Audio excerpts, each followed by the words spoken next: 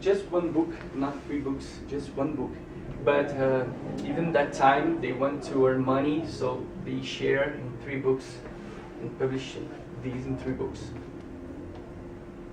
So a BBC search and also Waterstone Library, it's a very famous library in England, and Channel, together with the Channel 4, they prepared a search, and they could show that in that search that the favorite book in the world for the people is Lord of the Rings, and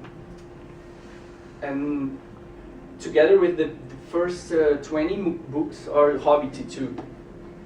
So this is a list about the most sales books in the world. So you can see Lord of the Rings here and The Hobbit here. They don't put Harry Potter, for example, because Harry Potter is 7. They have 7 books, not just 1. And at the first moment, Lord of the Rings was just 1 book. So it's a little bit incredible because many people like these. And two books talking about the same thing, and second and third most sale books in the world. So these books were translated to 34 different languages. It's really amazing too. More than 45. Tolkien had more than 45 published books too. So now we'll talk about that influence. And Tolkien was influenced about Norse mythology, so he liked these histories. And one of that history very famous is Beowulf. And they made a movie like trying to tell the history about Beowulf. And if you don't know, J.K. Rowling, that created Harry Potter, based all the things, and obviously he created many things new, but he was based in Lord of the Rings in Tolkien. And even George Lucas with Star Wars.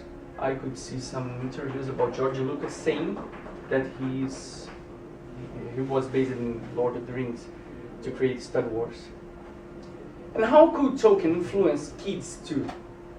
So I will talk about the scene. I want that you imagine this scene. I want that you imagine a big field and a big land with mountains and a big army of horse and riders. Okay, can you imagine this? Yeah, everybody? Maybe it's like this? Yeah, maybe no. Maybe you can imagine another thing. And it's about creativity.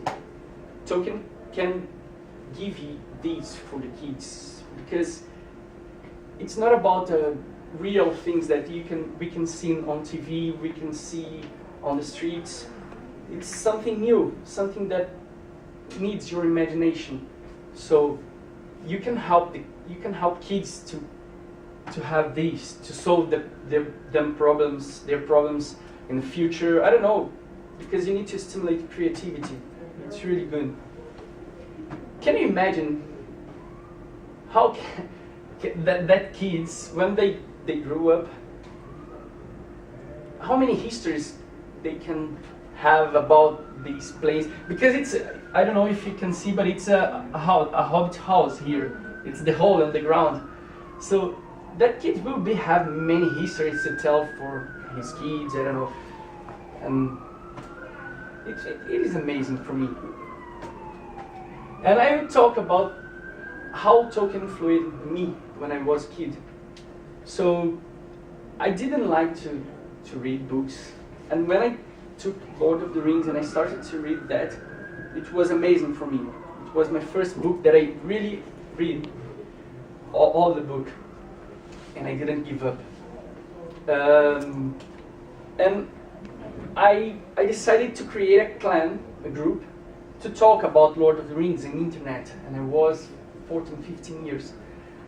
And I created these, and many people started to enter, to join me there, and we were growing up, and we were the second most important clan in Brazil about Lord of the Rings.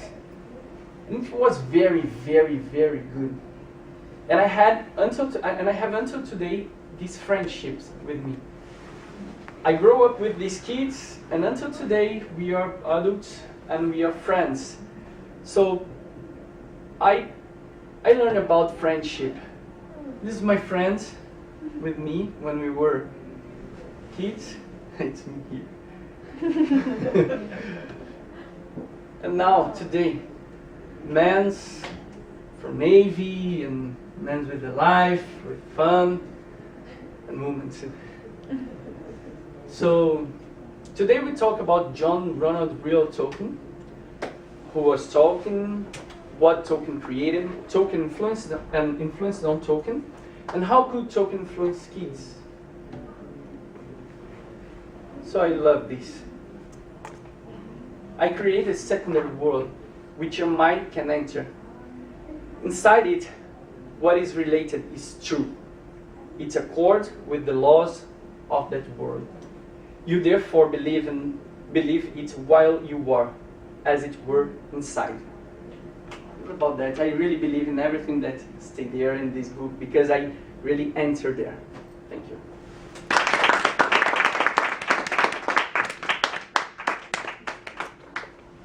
Wow.